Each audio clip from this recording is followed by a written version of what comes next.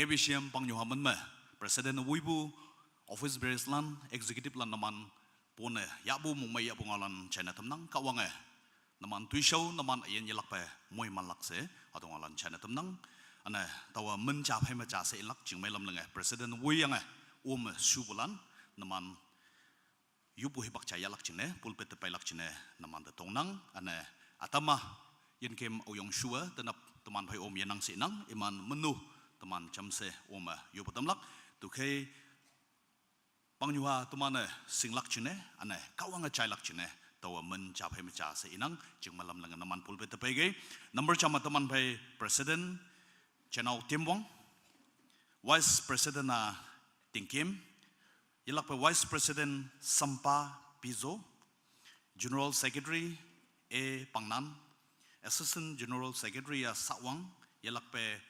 Assistant General Secretary Chelay Kunyak, Finance Secretary Nyamnye N. Kunyak, Games and Sports Secretary Chinkap, Assistant Game and Sports Secretary Taman pa H. Pangmay Kunyak, Education and Statistical Secretary Taulem Kunyak, Woman Coordinator E. Yongmi, Woman or Assistant Woman Coordinator Liju, Press and Media Editor Pangai Kunyak, Chairman Action Committee Inye Kunyak N, Secretary Action Committee me Yaom Kunyak, Speaker ne Tuman Pai Mumba, Deputy Speaker ne Tuman Pai Kampai, Assembly Affairs Secretary ne teman bai T. Selen Kaipa, NLRC Secretary, Office Assistant ne Secretary ne Mr. Sachin Kunyak, Office Assistant ne teman bai Pangching Kunyak, iman kata tapai me beli 24 ngonang, tukai iman cina yupu hibak caya hunang, jeng melam lenge, ilapai nyumba wibu sausan balan, pulpeti cama pelak cina tongnang.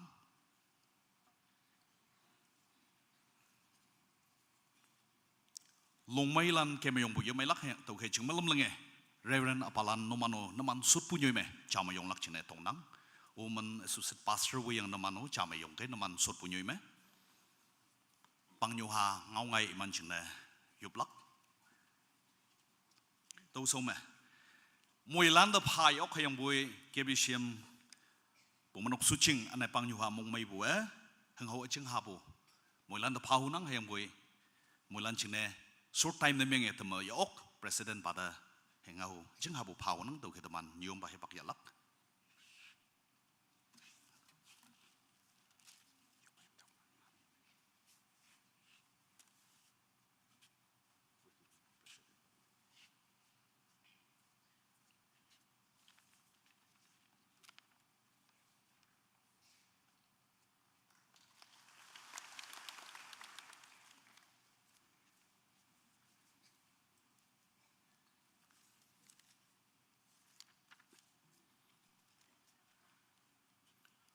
Tau macimbu KBCM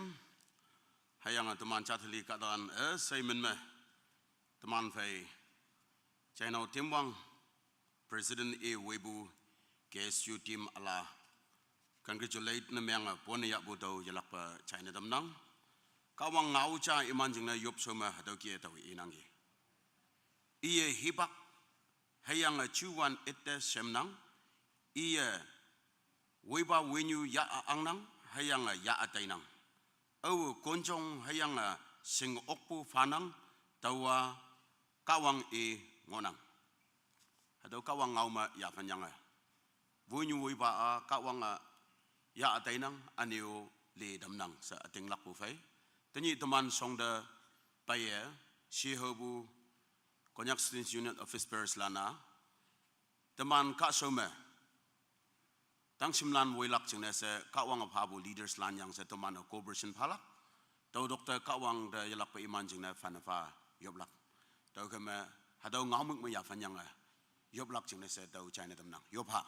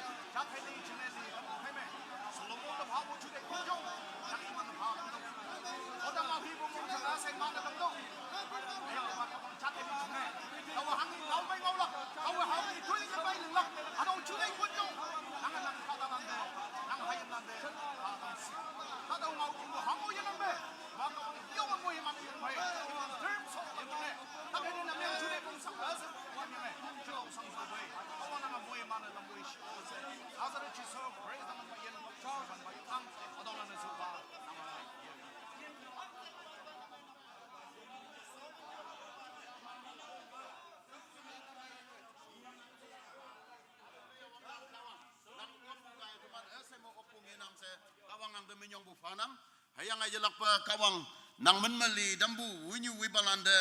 wangsim hawe anio aja lakpa iman pai corporation pa chathali kadalan kemlak chingna tuman kan mongchang mo win chai bu yahangai ne dampa hayang tuman winang sedai bu pai leaders lan obo lampin yitala hayang anu lam de yela tau chingna nang mo bu hide amai konjong amai kawang nang pa dam si yo se tani nang hado achao kim chingda hayimlan iman bu ye bai bu tambu jina menyong fanang hayang iman kawang yamnang hayang tanap iman chingna se yo badam bu pai cham se kawang nang yaha achao iman pai yudo hayang iman soching kes you soching obo iman leadership menu sak na tadam anu om na tadam achao ba manang iman bu ya usyop nang tolana se upa nang monge yo amen. Praise the Lord.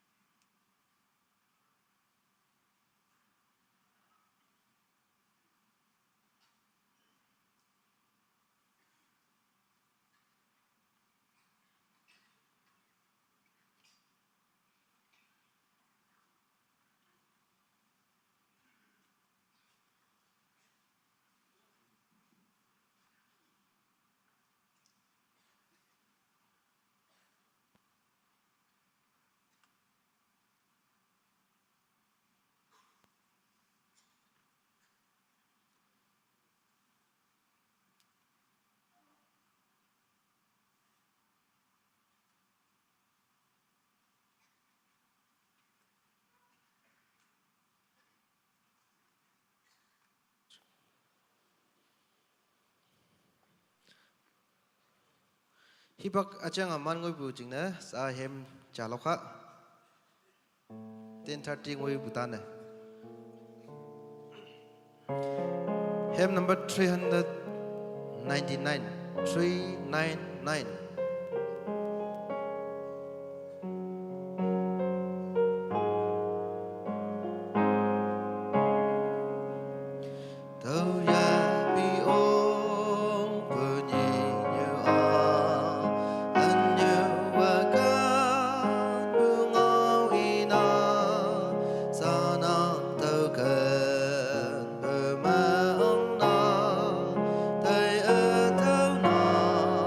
you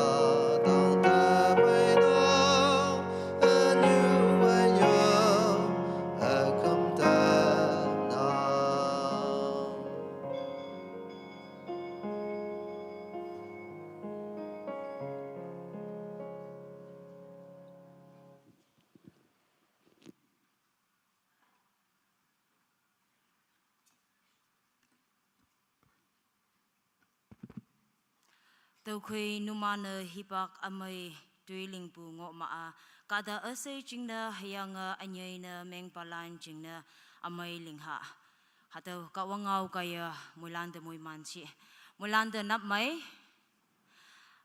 wangshim pa ang bu Reverend Yompa ana tinipu speaker ana hataw majimbu Christian kada amaylan ana hataw pa tayo omlak jingna sa awin ocean pa yung nang tuman muy lana hataw pa tayo muy himan pa ya asolak jingna yoy mong mayopatan kay siyang hataw ngaw chay tamnang ana hataw anyulan awin ocean pa yung nang among nyuy jing yataw bu jingna hataw ki at short yang nang hayang pa hataw tuman youth ministry po numan ta Happy Mother's Day sa hataw China tamnang sa hataw taitam wanta numana tui wanga loklak jingna hem number 443 epatan ke tawa tinyi chona tailak taitam chama ihoguning KBCM Nyulan Ni Taitam Ni 12 May 2024 Hipak 10:30 AM Ngaumik Yada Pona Waulaka Wangnang Proverbs 31:28-30 Nyolay Lakpa Reverend L. Machin Executive Secretary KPP Chong Yu Nyahinaw Nyaying President KBCM Youth Jama Achaw Lai Iyang Yoblak Pahje Chapmong Tikon Nima topu shailak hai takbulan jingna yopu wilak pastor. Lima hemja loklak bracket A youth choir bracket B payonglan in charge pahaje maupa tikan. Plima longngau jehinaw jingmay H KPCM youth sports secretary. Ngama nyulan jingna yopu wilak pastor. Wongma kawangau ya pailak. Nyolaylak pa 30 minutes. Nidma tuitima yopa solak akung. Singlak ngawla na iingolak di nyo na tayo lakayma. Epa so kumatuman mulan jam mayong loka.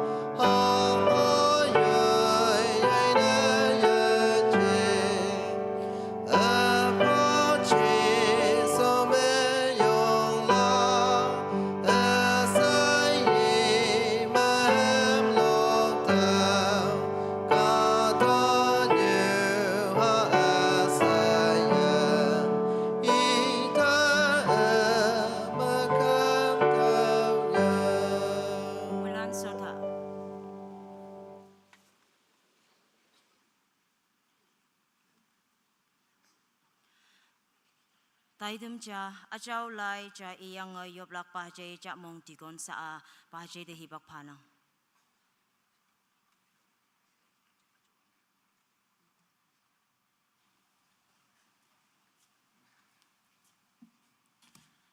Kawang de yop ibe chào lại cha tàu cái evening ya wong nang pu phai hayang yi non pu phai hayang ngoi kalak hipak chingne ya yenyem ya chai hu kai pu kon chong phai ngau nang ya hipak phi me nan yangai be yoi noksa wong pong lan chingne nam no nang hayang chok wok lak ha ying ya hayam lane iman mong ha pu haunang hayang yoi natan pa pinyote minyong phana ia inang shakolan mapu nyuyong amai ne ngonang hapoi nanga iman esai phai shamai pu ba yang ya lingya yang pu khongkam pu chingne ya de lai father ya moilan me pu yi non pu tolaka wangnang moilan men me tawa kawang de yop kening hallelujah wang dang achau pa ayen kawang opa kadu nyu saye ni lai calendar me tania nyu lan jing na se tai atau pu ni se ijang ngo pu hatau ni mai tanap hatau me kbcm krisalan tomanio hatau tau ok lang na se ayen hibak wangangoi phabu ba wang tang kawang tomana nang ta minyong pu phabuai nyulan atam muang hatau ki bu ni hibak monga kawang ba nang ta ayen chelo sang sau yue moi man yue yopu mo om shi bu de bu na ba ide sem bu ni hibak ngoi yo bu nan jing na se atama libu mangjong me siang ngonang iman yahao tai tawa yopu ai hayang nyulan atam tani atau ba ni au ba ngoi la kai si se tai awawa tan ngo si bu de sau ya mai ye tak alak punan jing na se tak pu sileng malam yang chu dai mong sang pu phai au yan ngo nang ke mam samai dam lak angan wong nanga sona tam do hayang atani atau macam tabu kbcm kristalana kbcm nyulanda yi enone bona wawe yo bakam tam lak jing na se nang mo bu moi ma yu tam lak jing na se dai dam amai ja tam yang ngonang atau me chong ba wo yang yo bakam bu lokalai bu nyulan jing na yo jam dam bu sai dai dam lili cha phe ma cha se chona taiwan de moi man bu dai dam amai ja na me nga tam pha heng awi ba nang sausan ba kaye ha ngo bu ngau mik phai phe nyang hangi ba ngau mik ya pe lak sing na ta tam dang ngo nang ke I ayen nang chon do samai bu ba man nyau lai lak sing na se chu de wan pan nang samai bu I ta nang pha dam do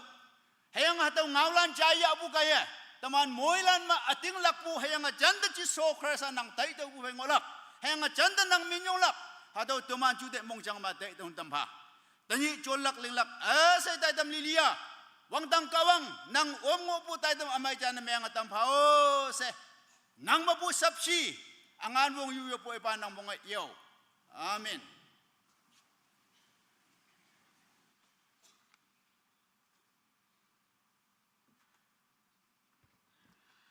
Program number 2 tobu shailak hai tak pulan jingna yoplak welak pastor sa pastor hipak panang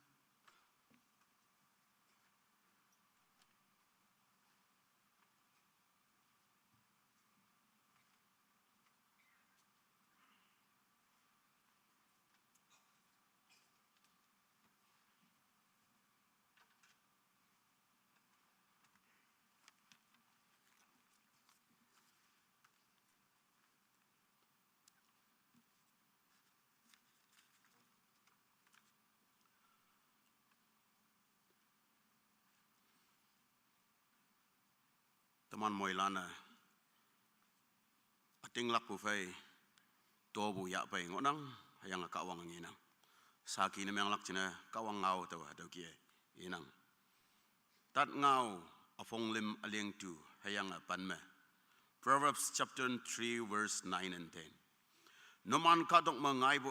se yom samai bu ba wa e de to bu phai yong wan ba de yi non do hekaling maa nenok punga alek malak hayang wuvungti tekma mau anga oklak na nang taulak hadawa kawangau sosan palan kaya tobu nam noya pelak jenis setonang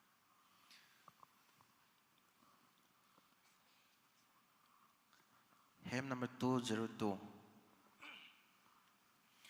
Ayan vinh thư mê năng sâu xì ngô hoàn tàng a say ma bư ký e đăng tay tan hoàn tàng mỗi hai ma la na cha nhơi lì lì lì ya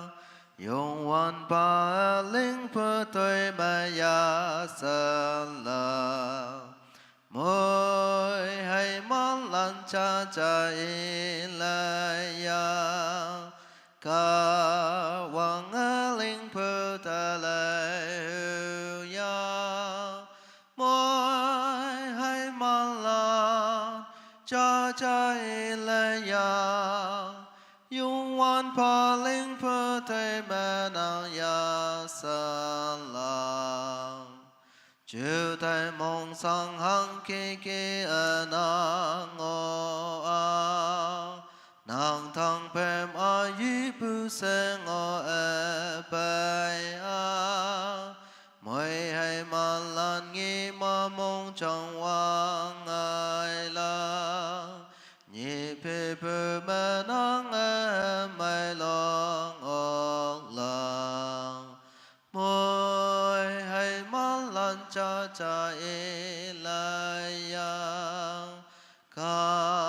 hoàng linh phơ ta lệ ya mỗi hai mà lan cha cha ilaya yung wan pa linh phơ te ma nang ya sa la nguyện từ ai yong ở trên ma mong trang ta say a say ma ca wang ngô nang nhầm ma ta ngô nang mùi hay ma đi tàu wang pin la ôm la a kim ngồi ya to lời mai ma cham pa la mỗi hai món lan cha cha ilaya ca hoàng linh phơ ta lệ ya mỗi hai món lan cha cha ilaya yung wan pa linh phơ te ma nang ya sa la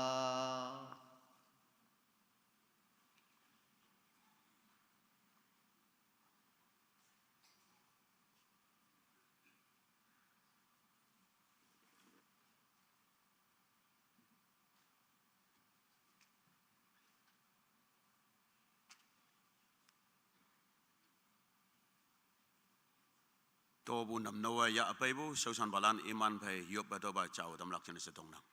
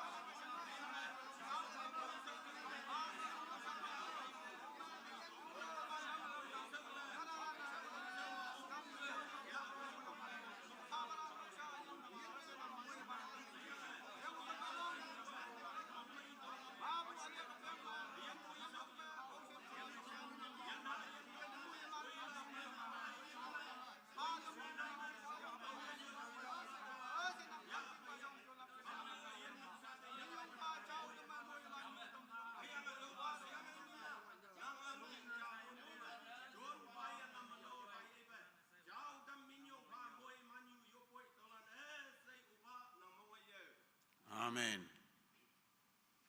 Menyong fanang kawang yalak muhiman.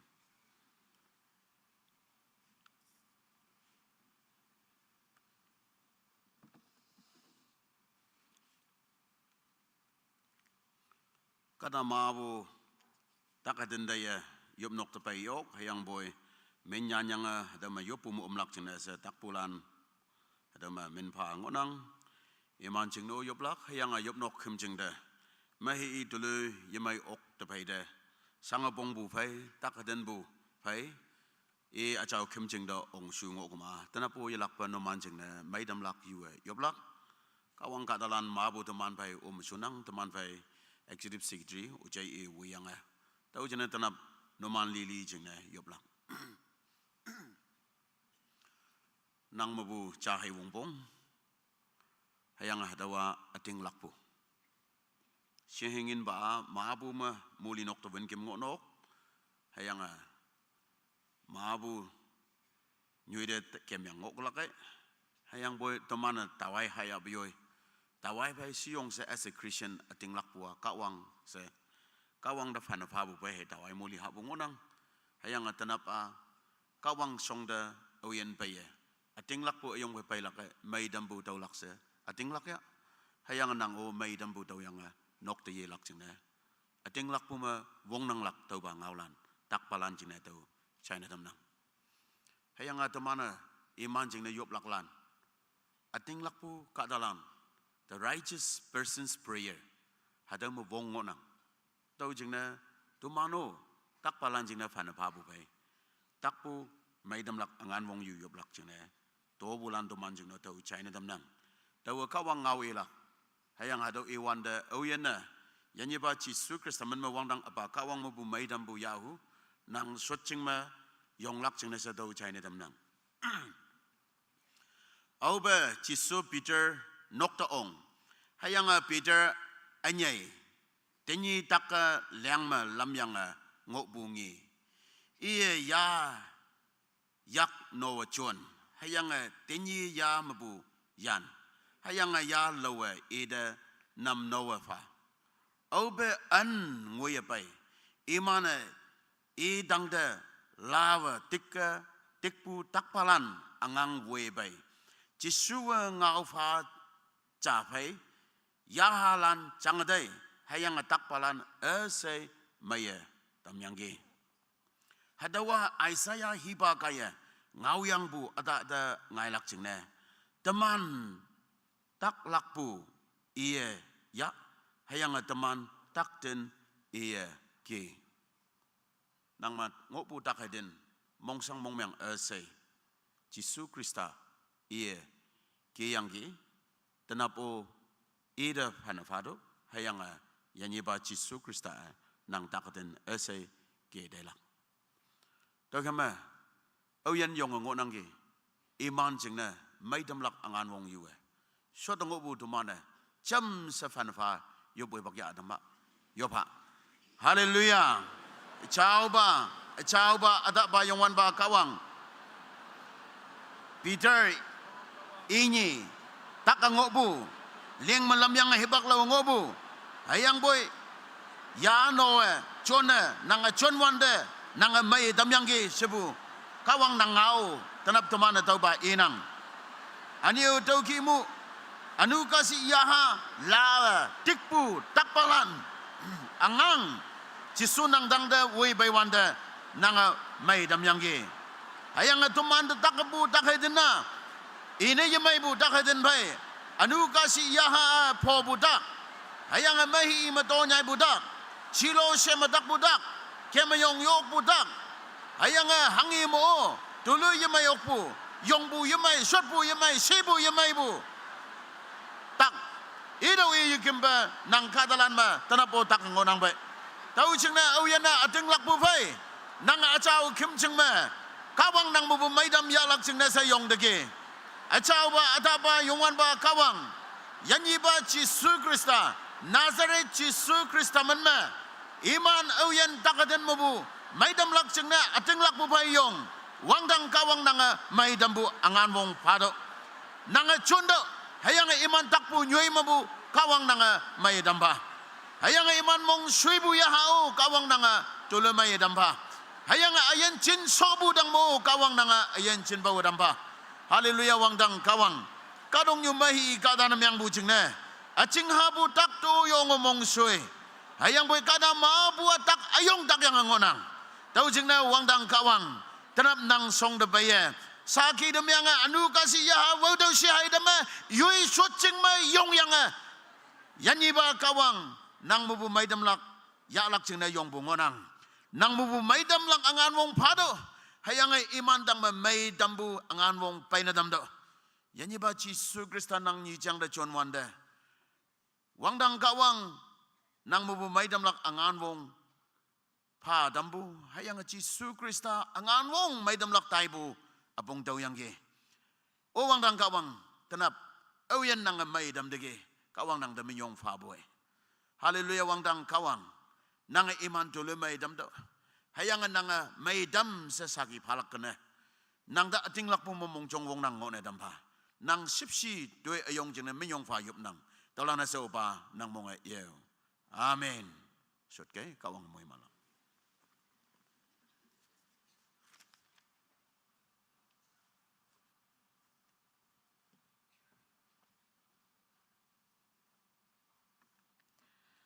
Taidam lim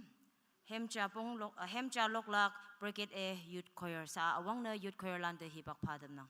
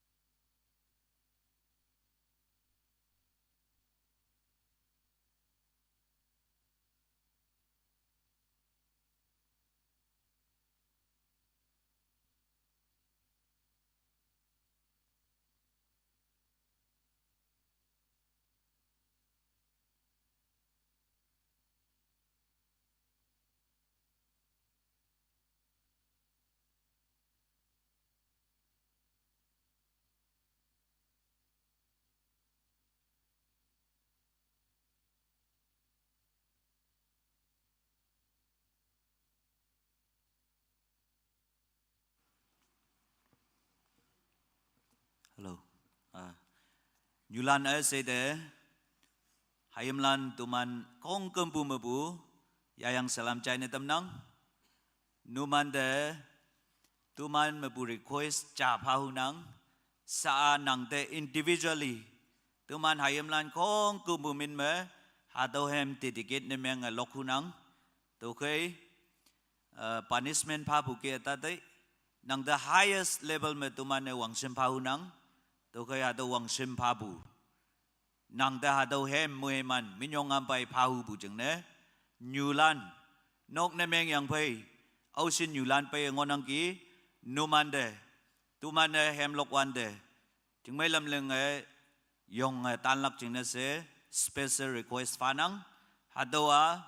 alo pa jeng ne ye chi yang pui nang halan tuman ne nang the highest level atok pa me yong tau bu hangi me sim yok pu ado wang sim pau nang to kai sa ado hem lok pu nang the individual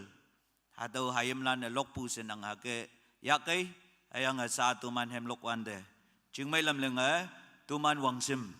ado moi man ya lak ching ne yu sut pu nyu ching me cha ma yong tan lak ching ne chai na tam nang ke anyulan kong kum bu hình hậu mẹ tụi mình lấy sim mày phá ốc bùa hayam lan môi lan min mẹ tụi mình tụi hem lộc nắng hay ang tụi nang te special gift hayam lan như câu mà bù tụi mình phá nang hay ang ở bên hem lộc soi ang music so lắc cái tụi bác mình tụi mình suốt tan lắc chừng này yêu bắt tụi bung ao chai tâm nang gì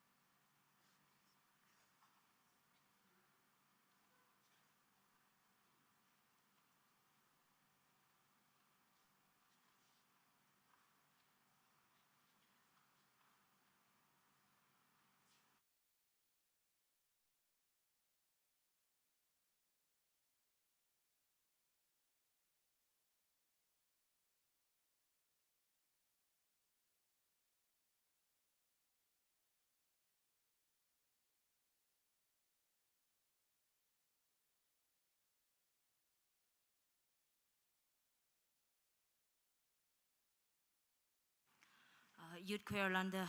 minyong fanang ngaumik amay ana ingwin amay payong mayang nyulan jing na lokatambu jing na minyong fapay ana ilakpa numan ayan numan tu show da kawang muy mansi taidam da la iman yiba sa minute ni sa KSU president da sa hipak padam na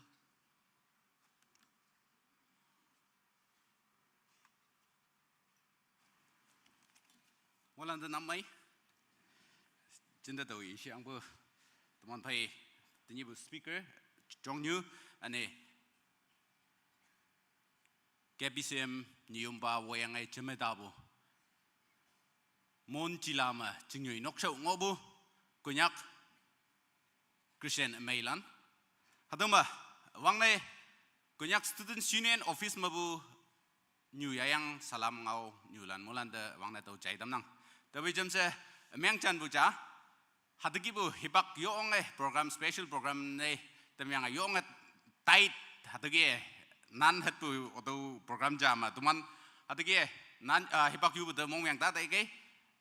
tuman tinyi bu hat nyu ni ma hadu ma yengau bu ne meng ka ma ani tuman de hibak ji tau lak jing ne ni yong sun pai tai ma lang nang ngai bu jing ne tinyi ha ka pai nang menyi bu wa hat nyu ni tuman mission center ma tuman pai es ba yang teman tahu me service gaya yang ke tanya ada me anang ngani ma bayar teman jen Thailand manang sa konyak chan yu jeng ne teman ada mun ma ka sun ngo ma mai lang ne ji ba jen de ji kem ko ma mai lang tu song ma ngai bo jeng ne ka even de ani ba hat mong si ibu ne meng ka ma teman de yong sun pai Thailand ngai bo jeng ne tanya ka pai nang wang ne hatu ma teman pastor wayang pai konyak ba jelan new Nyelan sembah mong jamnan molan de wang na teman menyong pawu mong mai bang au chai tam nang teneng bu KSU election ma the wayang pai teman team kada 24 ngonang kada tam beli de 2024 wang peng bu 2027 wang peng dang ngoi mong ma atau ko yak chat nyo woilak ching nai le tambu ane teman de mong hamme tenglak ke teman de atau platform pa tambu ching nai teman ne mong mai bu menyong pa bu ngau wang nai ilak ba chai tam nang tabe jam se tuman ne hatam ma tuiling lai tai lak ching nai se iban de tuman ma wang ba hangui nang ja tuman hangi yong ngai sing man nang ke sa yong ngai bong tau nang ke sa lam lan se sing nang ke sa yong bu ji ja to khai ma numan ma bu chu te ya yang ai numan ne yope tam bu phai numan ma bu wong numan ne pha bu knowledge phai tuman tuiling lak sau sa lak sa yong ngang to khai ma hebak lep ye tuman de lam Yisu bangi abo numan tinga ye pa yimai bu lam ma kem nge abo numan nyau tam pa ane lam mai tam tuman pongi tau bang oi abo tau ha kem ga ma mai glak sen numan lam hau tam pa u sa ha de jemai ngo bu tau kan bu kunyak chat ma sing ba man ba chu te mai ba ane hadam ocean Christian mai lan jem ngoi abe ha do ngau ha ke i tam nang tau bai jam se ching ha bu sang si jang ha ke e hu nang teman mabuk katalah ne sa teman office ya yang hat baca nane ngoi nang atau hat baca ingoi bu pama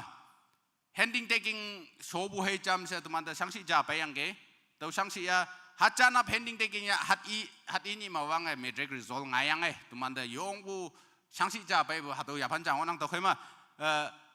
teneng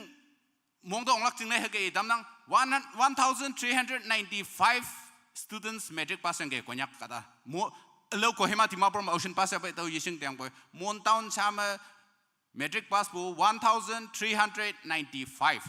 metric ke pass yang wanang hatau nahalan admission ya lak jing nei se ewan da chong sang nang hatau ibu doktor jam ane sa compartmental exam peglak at least 100 to 200 pa tuman expect na menang tama ke pass no oksa tau pa ta jam fail bu jam koi kolom pada fail yang pai kata kelas 11 ma fail yang pai kata hagang wanang to khoi ma admission jing nei se ewan da yong sangsi nang ke yong so si nang to khoi ma tuman ne lam ngai wan da numan opposition tuman pai cooperate na yang nang kai tuman ngau bu pa da numan new balan da e dam nang ne sembang mong jam lan molan da numan tuman yong sang ha do hang ke ya lak kunyang na ha chan hoi admission ya apa metric pass yang admission ya apa yang lak lai nyo ba yung lak hay nhiều lắm chắc cái hơi nhiều lắm tao khai mà tụi man tao nhiều lắm chứng này tụi man ngang nắng tao pa tao tụi man tao pa maจึงไม่ลำลังไงตาบกคูหังฮีลำในเจ้าบุยยองไอ้ตุมันเนี่ยเต่าบากิเชมันทำตัวอย่างบุยยองช่างสิพานังตัวเขามาหัดกิบีจีบตุมันเนี่ยยาตามหามาเสียอย่างไปมาตุมันเนี่ยยากลักเสียหังจัตันไงยิชูบามานิวบาลันสมบามงจำลันนุมันนิวเจนาวลันยานาวลันนุมันเตอิฮบุจ้าแอดมิชชั่นยาลักจึงได้ยองช่างนังบุมาตัวลันเฮชินเนี่ยยุยนังบุตรเฮชินรีเควสเมียงยังไงยาบุตรไล่ไม่ยำไงจึงไม่ลำลังไงนั่งไงวังเปียงจามาคลาสอีเชออกไปในตามยังพะหังจึงเนี่ย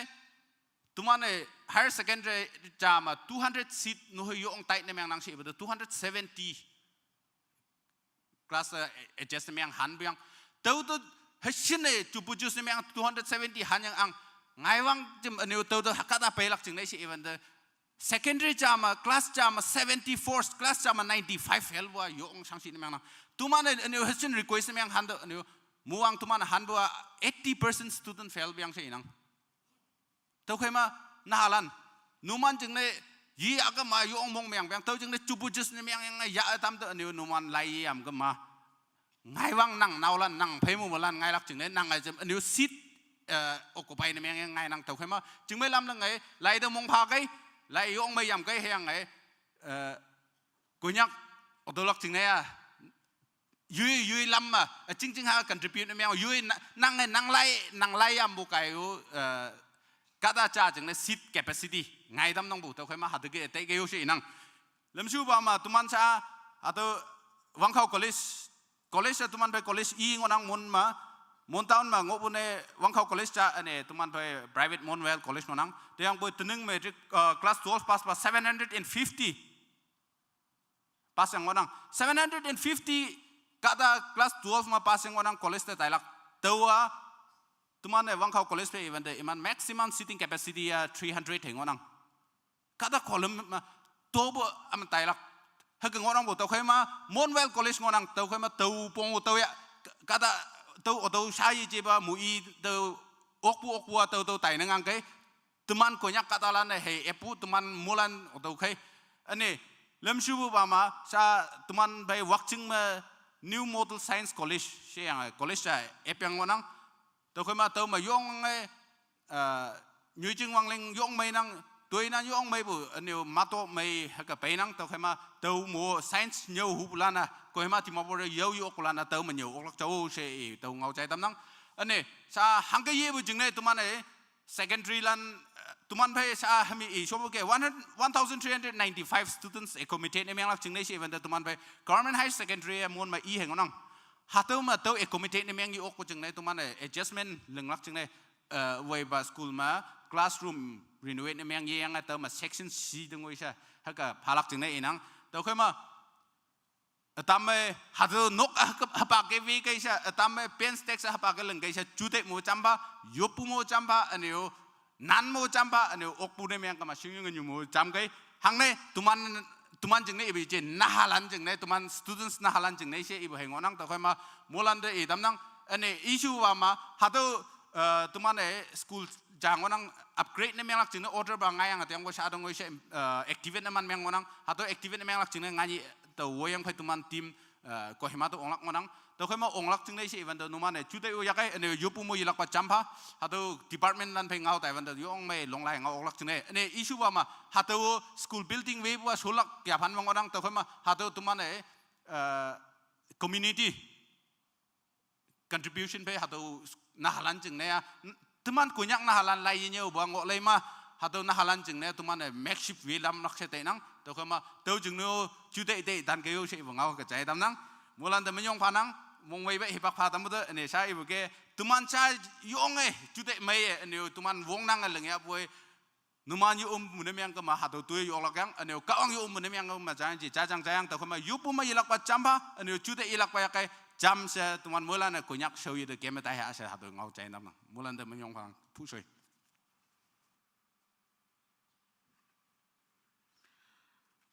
มิยองฟันังหังฮิบะเงาอีตัมปูpresident pada ane numano yelak pa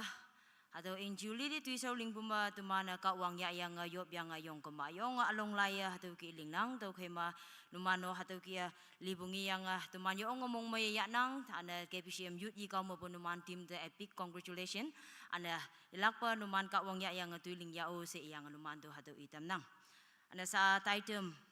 hem chalok lak bracket pi payonglan in charge pahaje maupa tikan sa iman de hipak padam na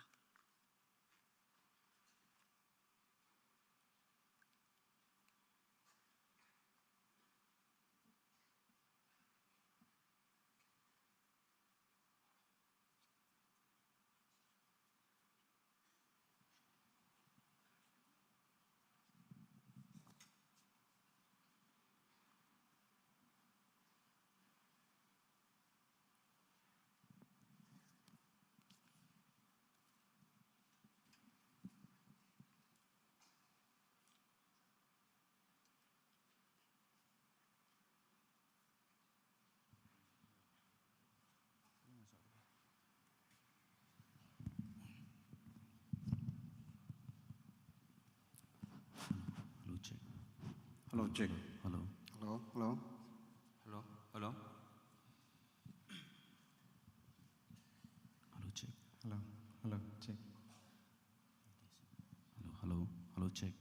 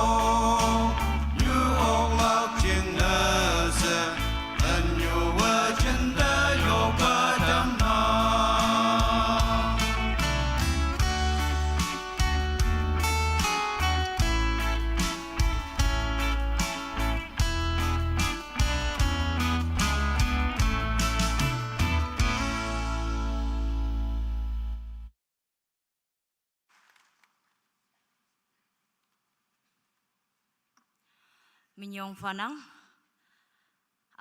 Pastor, Fellowship Pastor, ane tikon lan na yung hataw pa taitem nam noyang iman hipak yetaw hayang poy. Anyulan numanda kanbu kaya hataw hema imana yung hataw taitem nam no pu jam se imana hataw hema imana kombos na meng yang imana original hemlock bungo nang ana numana nokti yang hataw hema numana YouTube malay pu oklak hataw tuman pay chingai Fellowship Pastor hataw ti Puman se ipo hataw the type na meng yang numana subscribe na meng pu oklak ana numana hataw hemo chai pu oklak se iyanga hataw mo chimpu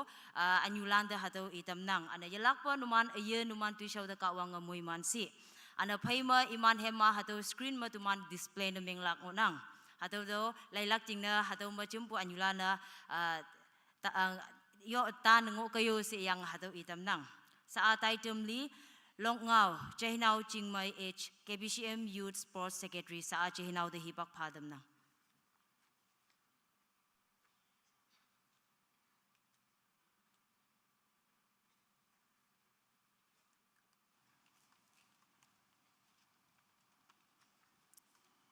Hello.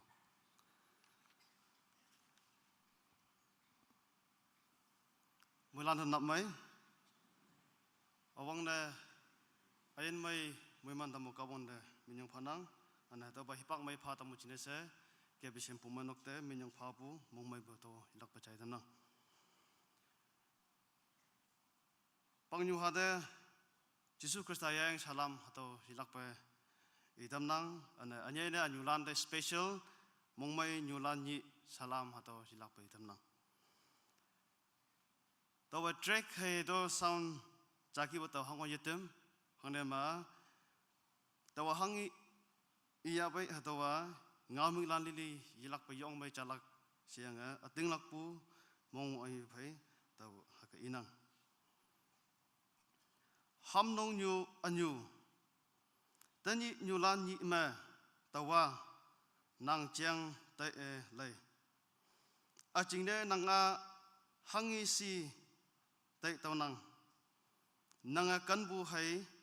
ya yang chang anyu wa yui wong khong kan pu wa atakan anyu wa yui me ngopu samai pu pa atapha tau hanga cha chong lak tau hanga kem lak anyu wa atanyau hayanga kawang pa lam nyu atahau unyu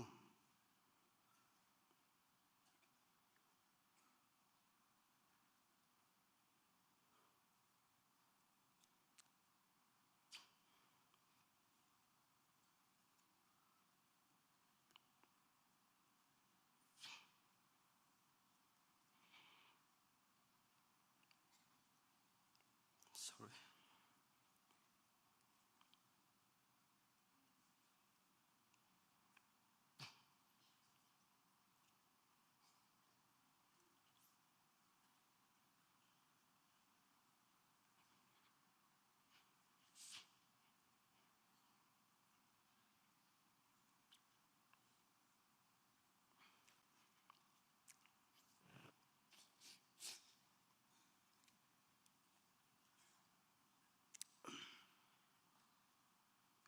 atakan lak jing de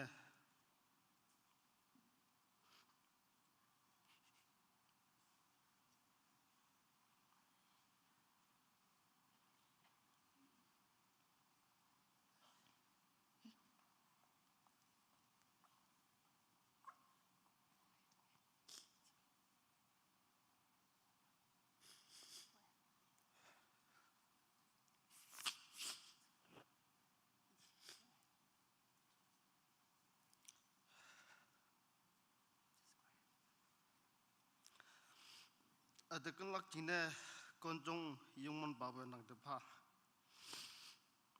nanga jing de ka wang e pha bu hing hau yo me samai pa ata hangi mai lak nang e sing abong pung nang e sing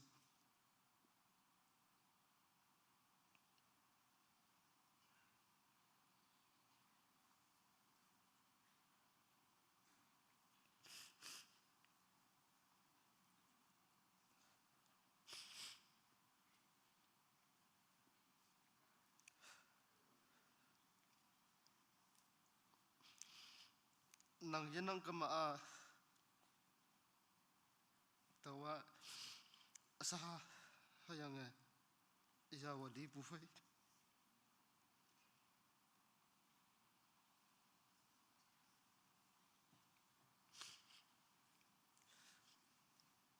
hamnong nyu nang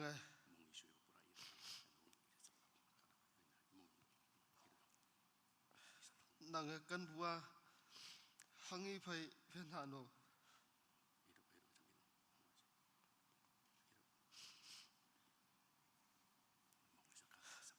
nang ki bu alau aho yanang nang kan bua ka tang phai setau yang jing phai selu mong sang bong meng bu hibak me ham nong nyu nga weng sui hing samai bu ba phai samai tak pu silang me ngoban de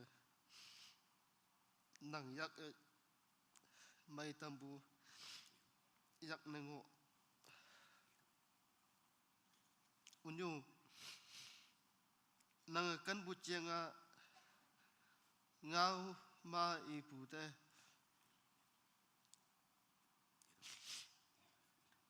ye kem lak nang kan bu chiang nyan lak ching de lai ti ye wang lak nang kan bua wai si wang kha len yang phoi me ngai bu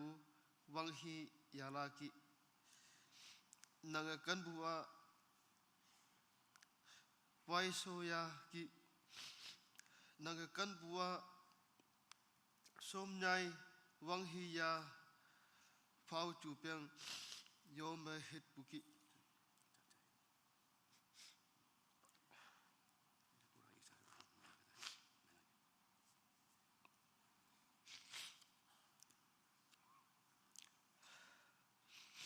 nang kan bua non opu phai hayang amyang bin pu phai nanga aching ne samai pu yome samai pu hamdong nyu anyu nanga nyau lai pu awang nyu nanga mong yong pu nyu nanga phen pha pu nyu nanga yanyam pu nyu nanga nan ok pu nyu nana wang ngui pu nyu hamnong nyu nanga kan bua hang ye o yamang oklak nanga kan bua hang ye o yantam ne ye oklak nanga kan bua au pu o akem yang welak nanga kan bua au be o ya tai bu ya oklak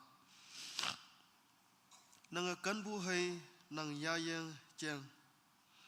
kau bangai julande boi masih amen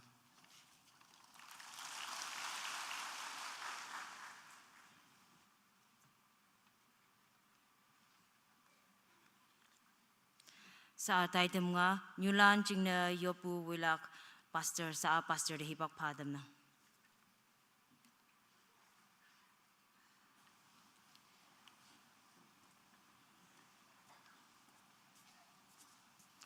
God is good all the time. Kawang amay nang chinjinde saba kawang nyuima nyulana si kayo kawang te nan lay bu ba je hayang buat nyulan ni nam yang bukai nyulan de je nyulana chinjinde may nang chinjinde nyulan may nang si ayo chinjinde nyulana chinjinde may nang kawang muhiman wang sampabu tanapu taidam chongyu nyanau nyaying President KBCMY ani o damana monghama nyekpu hayang chinda wang sampa angbu Reverend El Machin Ujay Executive Secretary KBBB. Hayanga hadoma tinyibu ni hamnong nyulan hang sena monange nomana seide. Noman ayan jingna awang bama kawang da minyong bu fanang. Hayanga ni sibu bama. Kawang paida wuye nyulan nomanda shibu honor nemyangbu. Hadau China damnang. Hayanga nomanda KBCM mabu. Happy Mother's Day. Greetings. Salam tau nyulan nomanda tau bapa damnang. Nyulan jingna yup way bak yaklak. Tau soma pumanok mong maybu. Aching habu hingho tim yang ngonang. Hayanga hadau hingho. Watumana speaker pada pa wonglak. Teman speaker ba executive secretary ya. Teman baptist members KBBB pang teman moilan jingna. Anyu ngonang apa ngonang. Hayang tenyi teman hamnong yu ni shibu ayak bu taidam ni speaker ne dan nanju bu ke pai bu da mong mai nang speaker ba ujai nang tau da chama lailak china setong nang hayang pu manok nam nong bu to ba hingau ya lak china tong nang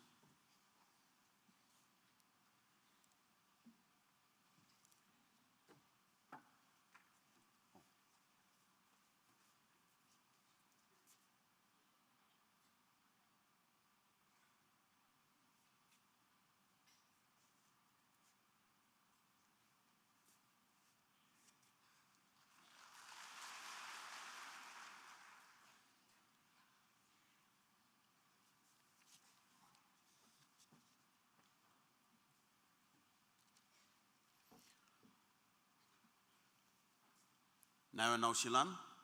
anyo sausan palan, nyuyong landa temungopu hingau,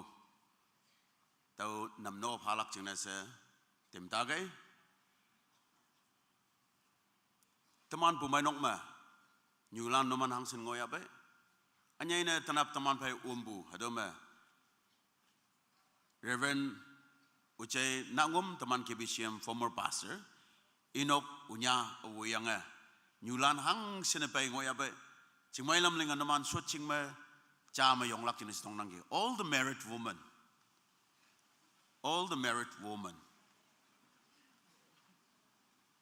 atok mo manang amai mo manang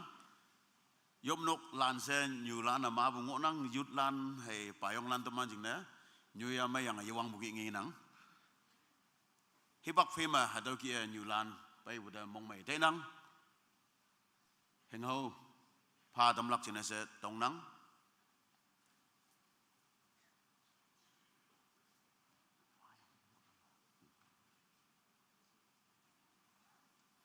Hingho pa yang pai mayup lak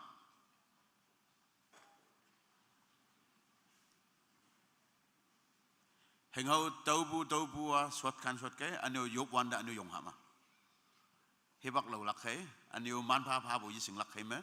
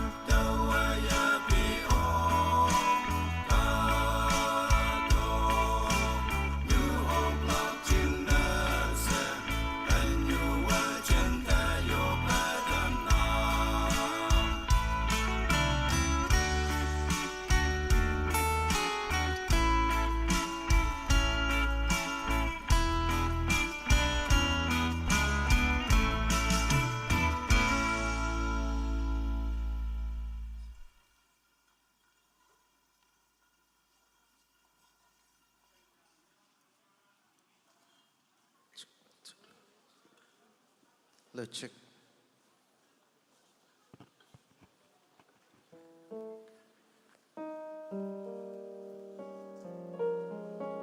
Let's check. Low. Hymn number 399. 399.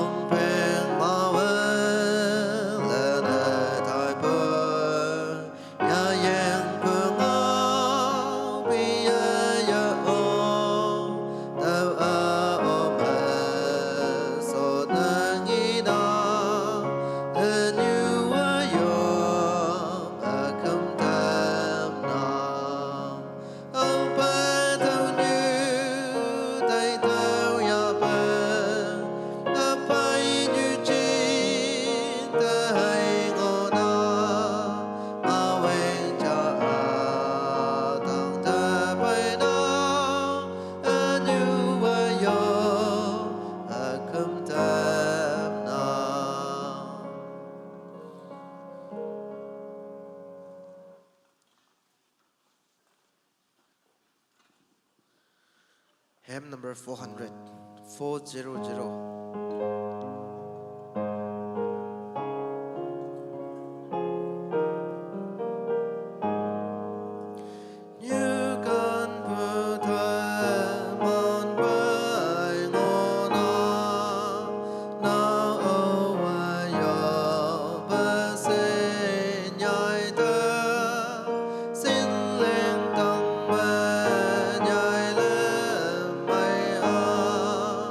Nang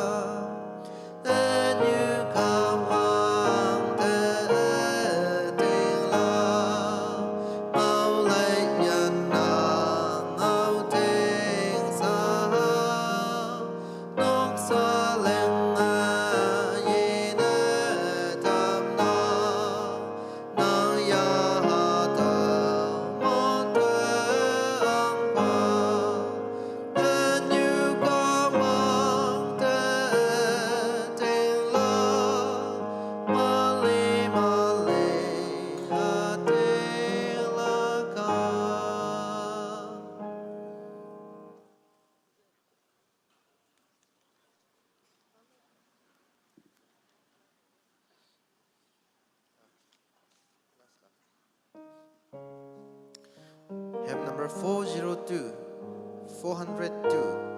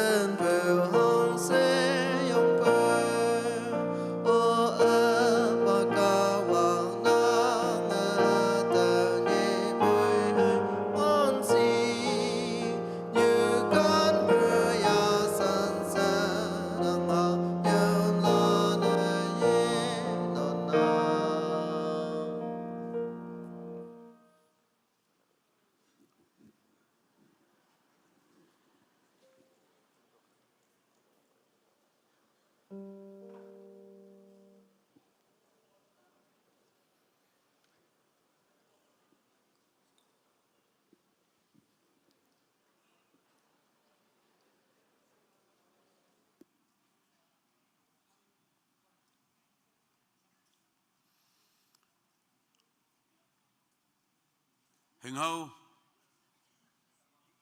Wang ya be Wang mana timbu ne timbu Haja peli nanjing Hadau yu wang boy Mong yum yang lak Yum nok yan yang phay me Sa nok mong me yadau bulan atau lak Cek me ya boy phalak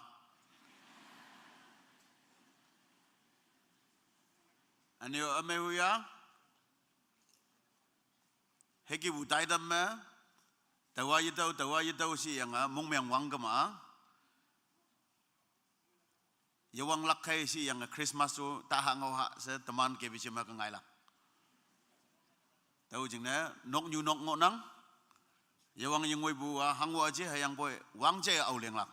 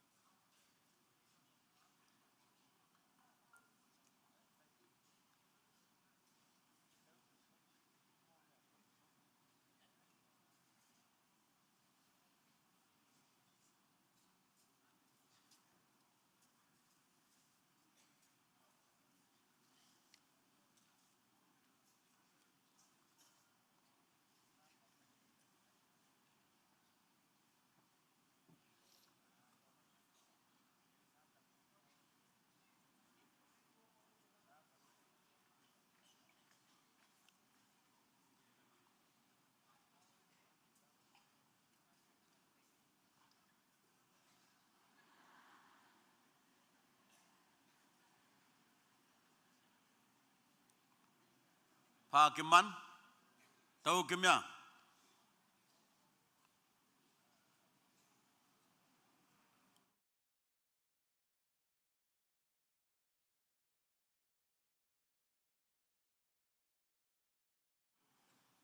Mandau bulan. Udo iko mayong nginang ge phasi.